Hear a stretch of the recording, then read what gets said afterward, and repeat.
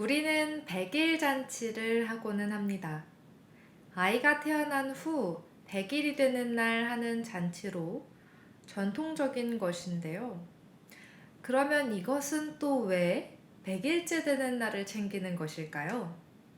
문헌적인 근거가 많지는 않습니다.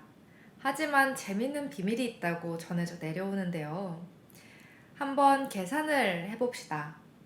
아기는 엄마 뱃속에서 약 280일이라는 시간을 보냅니다. 거기에 100일을 더하면 380일이 됩니다.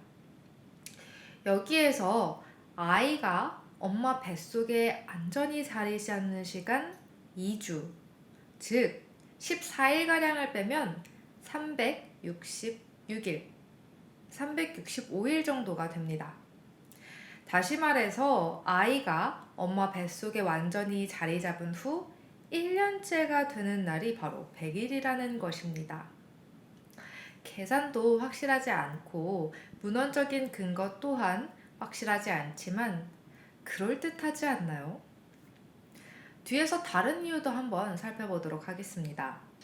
어쨌든 이 100일을 맞이한 아이에게 무사히 자란 것을 대견하게 여기며 잔치를 벌여 축하해주던 것이 바로 우리의 풍습입니다.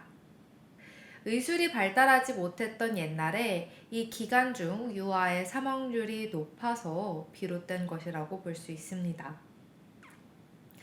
재미있게도 100일 잔치는 아이만 위한 것이 아닙니다. 삼신할매와 아이를 낳은 산모를 위한 것이기도 합니다. 삼신할매 한 번쯤은 들어보신 적이 있을 수 있습니다. 아이의 잉태에 관여하는 역할을 했던 한국의 전통 개념이죠. 이 삼신할매는 아직까지도 우리 일상에서 보이는 개념이니 그 유래가 무엇인지 한번 살펴볼까요? 동해 용왕이 서해 용왕 딸과 혼인을 했다.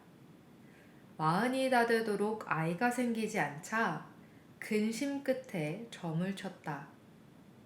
명산대찰에 정성을 들이면 자식을 얻는다 해서 동해용왕은 관음사에가 100일 기도를 정성껏 올렸다. 정성이 닿았는지 얼마 안 있어 용왕 부인은 태기가 있었다. 아들을 바랬지만 선녀처럼 예쁜 딸이 태어났다. 조금 섭섭하긴 했지만 딸 자식인들 어떠냐며 극진히 귀하게 키웠다. 그러나 너무 호호 모셔가며 키운 탓에 딸아이는 여러 가지 죄를 지었다. 1살 때는 어머니 젖가슴을 때린 죄, 2살 때는 아버지 수염을 뽑은 죄, 3살 때는 널어놓은 곡식을 흩뿌린 죄, 4살 때는 조상 불효, 5살 때는 친족 불화, 9살 때는 말 모르는 짐승을 때리는 죄를 지었다. 죄목이 점점 많아지자 용궁 사람들의 원성이 높아만 갔다. 아버지 동해용왕은 이 딸을 죽이기로 작정했다. 딸의 목숨이 위험하다는 걸 안 용왕 부인은 남편을 달랬다. 내 속으로 낳은 자식을 어찌 죽일 수가 있겠습니까? 그러지 말고 석함 속에 가두어 동해바다로 띄워버리는 게 어떻겠어요? 일이 진행되어 가자 용왕의 딸은 눈앞이 깜깜해졌다. 어머니, 나 인간 세상에 가서 무슨 일을 하며 살란 말입니까? 그곳에 생부랑, 인간을 잉태시켜 낳게 해주고 길러주는 신이 없으니 생부랑으로 들어가서 얻어먹고 살거라. 어떻게 잉태시키고 어떻게 낳게 하는 것입니까? 아버지 몸에 하얀 피 석 달 열흘, 어머니 몸에 검은 피 석 달 열흘, 9달.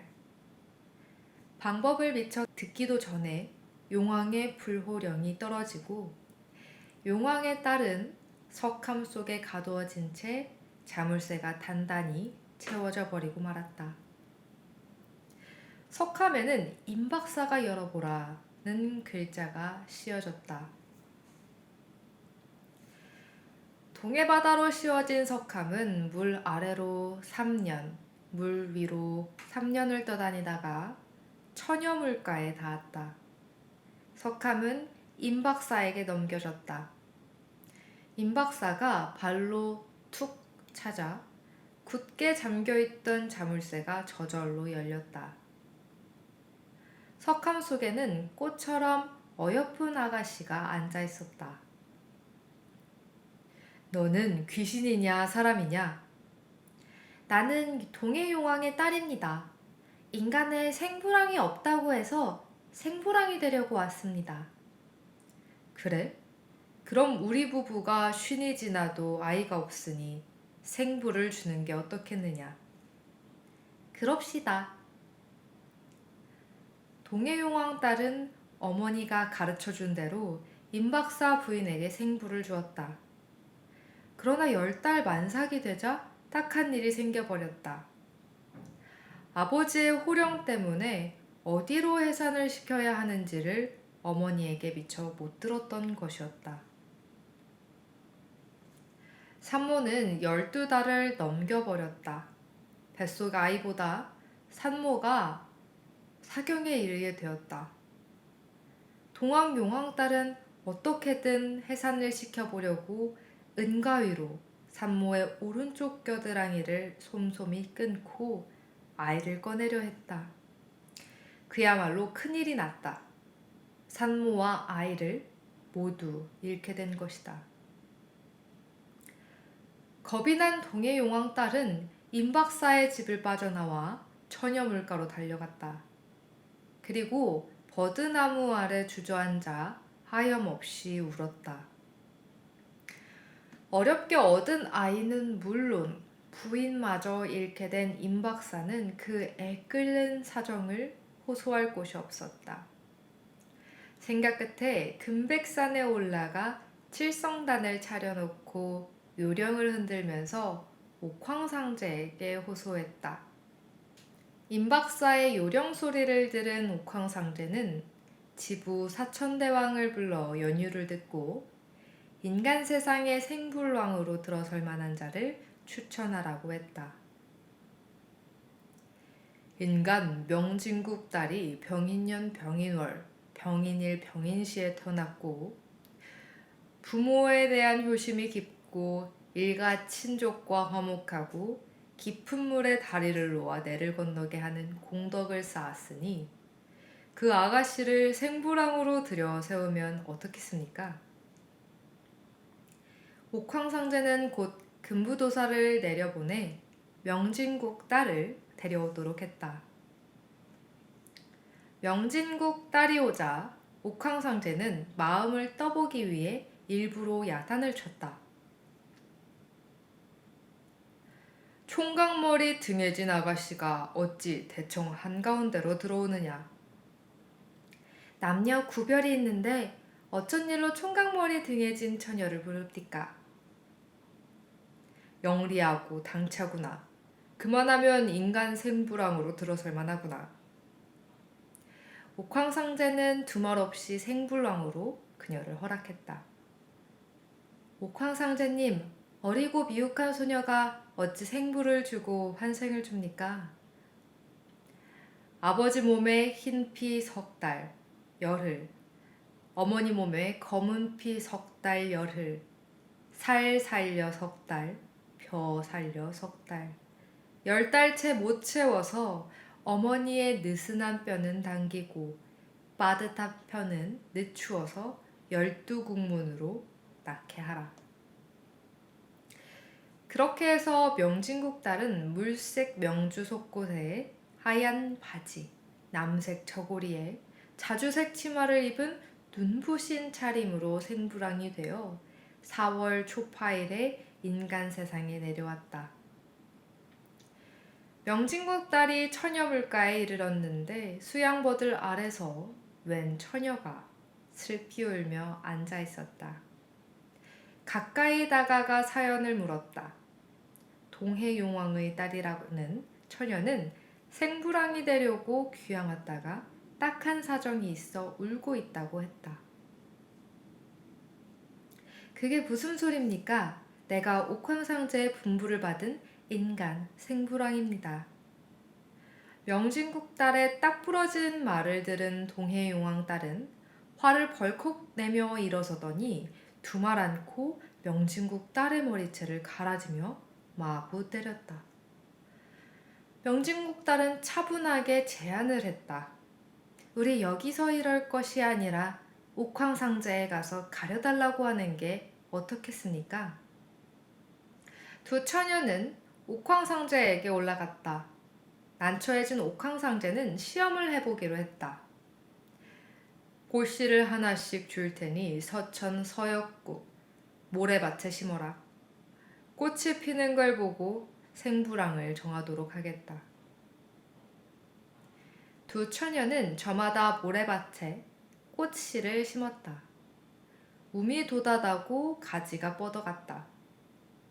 옥황상제가 꽃을 심사하러 나갔다. 동해용궁 딸은 꽃의 뿌리도 하나고 가지도 하나고 순도 하나가 겨우 돋아 있었다. 명진국 딸의 꽃은 뿌리는 하나이지만 45,600가지가 뻗어나고 있었다. 옥황상제 분부가 내려졌다. 동해용왕 딸의 꽃은 이우러져가니 죽어 저승에 간 아이의 영혼을 차지하는 저승할망으로 들어서라. 명진국 딸의 꽃은 번성하고 있으니 생불왕으로 들어서라. 화가 난 동해용왕 딸은 명진국 딸의 꽃가지를 하나를 오도독 꺾어 가져갔다. 명진국 딸이 대들었다. 남의 꽃가지는 왜 꺾어 가지고 가십니까? 아기가 태어나서 100일이 지나면 내가 경풍, 경세 따위에 온갖 병에 걸리게 하겠다. 명진국 딸은 어떻게든 동해용왕의 딸을 달래야겠다고 생각하고 사정하듯 타일렀다. 아기가 태어나면 너를 위해 좋은 음식을 차려줄 테니 서로 좋은 마음을 갖기로 합시다. 그렇게 하기로 하고 두 처녀는 작별잔을 나눈 뒤 헤어졌다. 동해용왕 딸은 저승으로 올라갔다. 생부랑이 되어 인간 세상으로 내려온 명진국 딸은 우선 금백산 아래 비자나무를 기둥으로 삼고 정자나무로 도리를 걸고 대추나무로 석가래를 걸어 의리의리한 누각을 짓게 했다. 다락의 내 귀에는 풍경을 달아놓고 널찍하게 내성과 외성을 둘렀다. 그리고 문 밖에 60명, 눈 안에 60명의 아기 업계를 거느렸다. 한쪽 손에는 번성꽃을, 한쪽 손에는 환생꽃을 쥐고 생부랑으로 좌정한 명진국 딸은 앉아서 천리를 보고 서서 만리를 보며 하루 10,000명씩 잉태시켜주고 또 해산시켜 주었다. 재밌게 보셨나요? 이 신화는 제주도의 삼승할망에게 자식을 점지해주도록 비는 굿인 불도맞이에서 불려지는 것으로 삼신할매의 기원을 볼 수 있는 글이기도 합니다.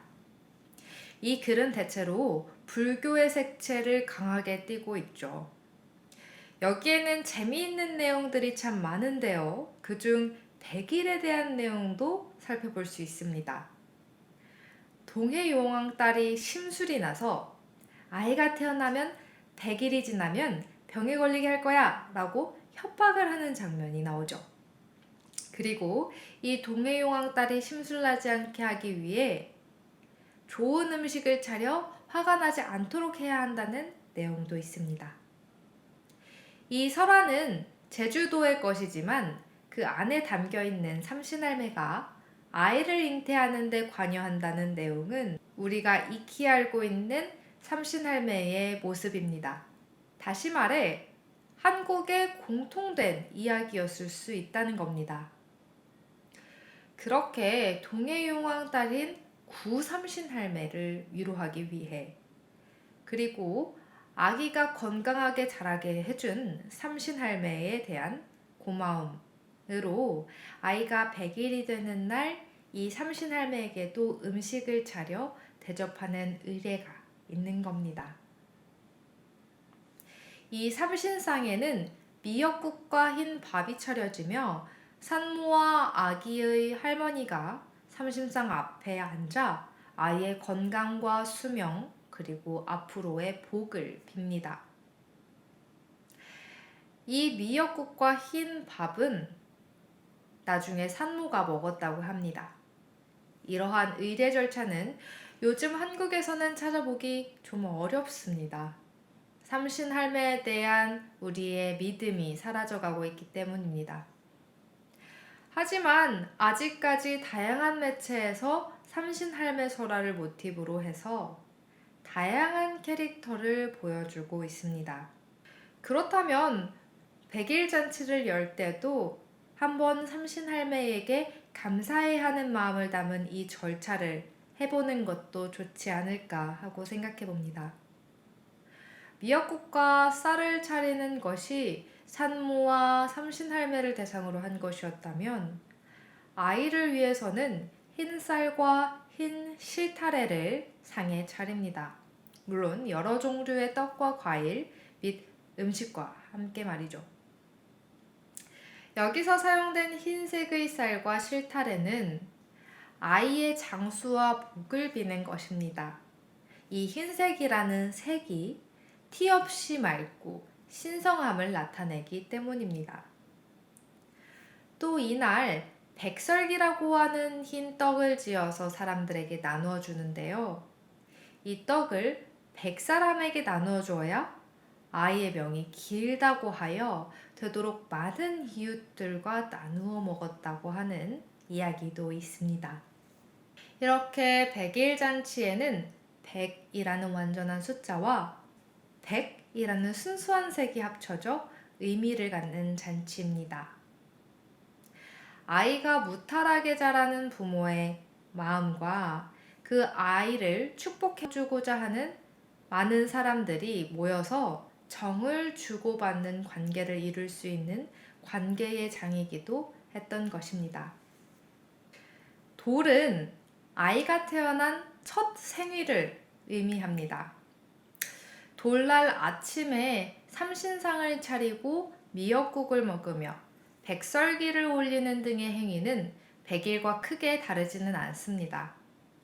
하지만 눈에 띄는 점들이 두 가지가 있는데요.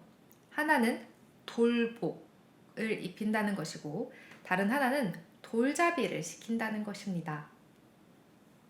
돌복이라는 것은 색동복이라고도 우리가 자주 부르는데요. 돌 전에 아이들은 주로 하얀 옷을 입고 있습니다. 그러다가 돌이 되면 여자아이는 분홍색 바지, 그 위에 다홍색 치마를 입고 색동저고리를 입습니다. 그리고 머리에는 굴레라고 하는 것과 혹은 조바위라고 하는 것을 쓰기도 하죠. 남자아이는 회색 혹은 보라색으로 된 풍차바지에 색동저고리를 입습니다. 허리에는 돌띠를 남자아이, 여자아이 모두 둘렀는데요. 이 띠에는 쌀이나 콩, 팥, 수수, 좁쌀을 넣은 작은 주머니 여러 개가 달려 있었다고 합니다. 또 이 띠에는 모란을 수놓기도 했는데요.